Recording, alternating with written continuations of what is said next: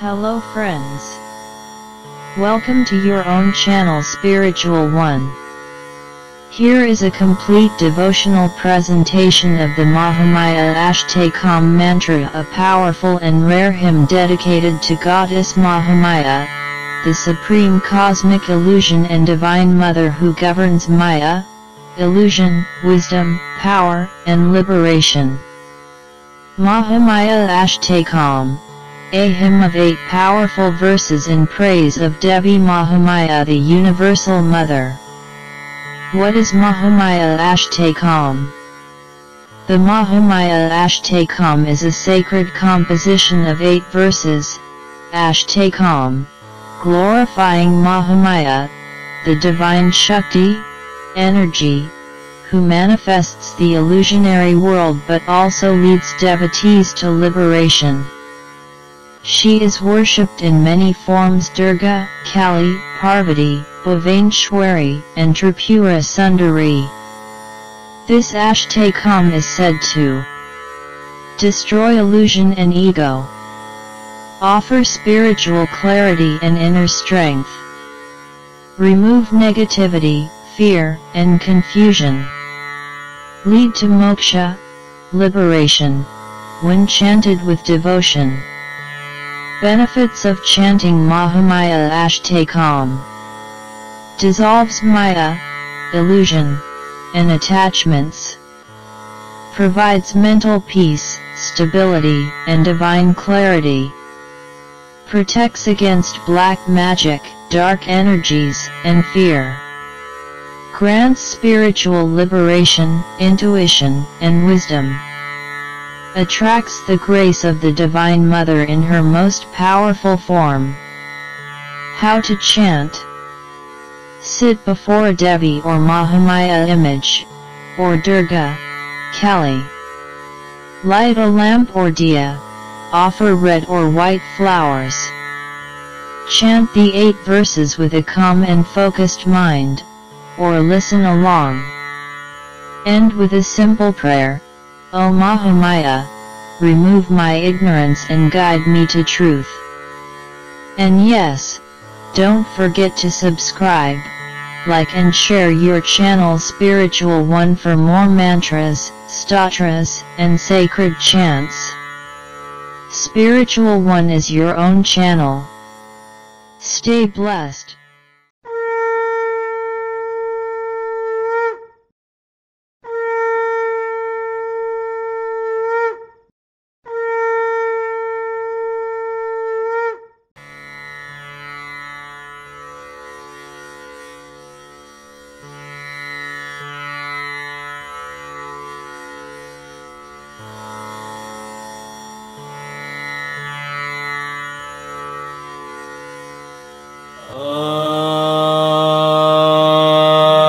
भद्रकाले विश्वमाता जगत्स्रोतकारिणी शिवपत्नी पापहन्त्री सर्वभूततारिणी स्कन्दमाता शिवा शिवा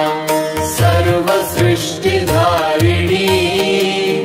नमः नमः महामाये हिमालयनन्दिनी नारीणां च शङ्खिन्यपि हस्तिनी वा चित्रिणी पद्मगन्धा पुष्परूपा सम्मोहिनी पद्मिनी मातृपुत्री भगिनी भाया सर्वरूपा भवानी नमः नमः महामाये भवभयखण्डिनी पापताप भव भय भूतेश्वरी कामिनी तव कृपा सर्वक्षये सर्वजना वन्दिनी प्रेम प्रीति लज्जा न्याय नारीणा च मोहिनी नमः नमः महामाये ऋणमालाधारिणी खर्ग शङ्खचक्रहस्तधारिणी शङ्खिनी सुनादिनी सम्मोहना रूपनारी हृदयविदारिणी अहंकार कामरूपा भुवन विलासिनी नमः नमः महामाये जगत् प्रकाशिनी ललज्जिह्वा पापासुरमर्दिनी महाभया खण्डगण्डमुण्डसृहा शोभा कान्तिवर्धिनी अंगभंग रंगकाया माया छन्दच्छन्दिनी नमः नमः महामाये दुःखशोकनाशिनी धनजनतनमानरूपेण त्वं संस्थिता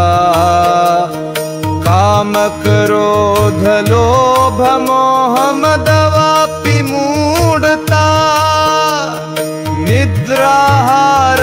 कामभय पशुतुल्यजीवनात् नमः नमः महामाये कुरु मुक्तबन्धनात् मैत्री दया लक्ष्मी वृत्यन्ते जीवलक्षणा लज्जा छाया तृष्णा क्षुधा बन्धनस्य कारणा तुष्टि बुद्धि श्रद्धा भक्ति सदा मुक्तिदायिका शांति भ्रांति कलांतिक शांति तव रूपा अनेका प्रीति स्मृति जाति शक्ति रूपा माया अभेद्या नमः नमः महामाये नमस्त्वं महाविद्ये नवदुर्गा महाकाली सर्वांगभूषावृता भुवनेश्वरी मातंगी हन्तु मधुकैटभम् विमला तारा षोडशी हस्ते खड्गधारिणी धूमावती मा बगला महिषासुरमर्दिनी बाला त्रिपुरसुन्दरी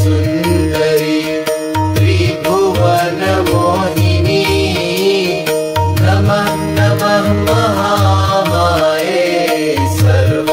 सर्वदुःखहारिणी मम माता लोके मर्ते कृष्णदास तव भृत्यः यदा तदा यथा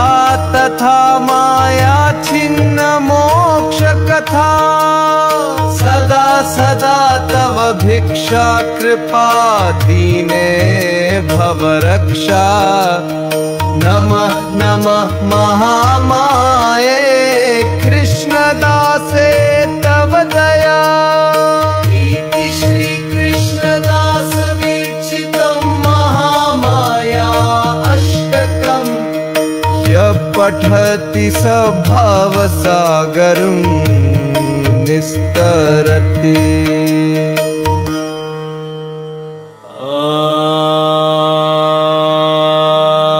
भद्रकाळे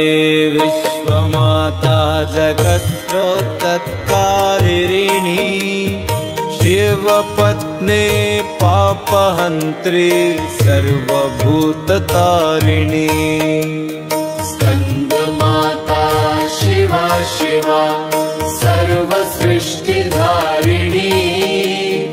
नमः नमः महामाये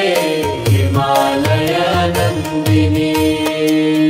नारीणां च शङ्खिन्यपि हस्तिनी वा चित्रिणी पद्मगन्धा पुष्परूपा सम्मोहिनी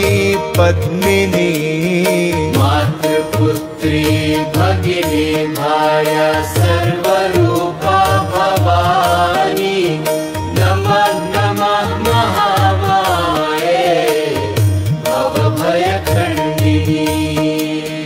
पापताप भव भय भूतेश्वरी कामिनी तव कृपा सर्वक्षये सर्वजना वन्दिनी प्रेम प्रीति लज्जा न्याय नारीणा च मोहिनी नमः नमः महामाये ऋणमालाधारिणी खड्गचक्रहस्तधारिणी शङ्खिनी सुनादिनी सम्मोहना रूपनारी हृदयविदारिणी अहंकार कामरूपा भुवन विलासिनी नमः नमः महामाये जगत्प्रकाशिनी ललज्जिह्वा पापासुरमर्दिनी महाभया खण्डगण्डमुण्डसृहा शोभा कान्तिवर्धिनी अंगभंग रंगकाया माया छन्दच्छन्दिनी नमः नमः महामाये दुःखशोकनाशिनी धनजनतनमानरूपेण त्वं संस्थिता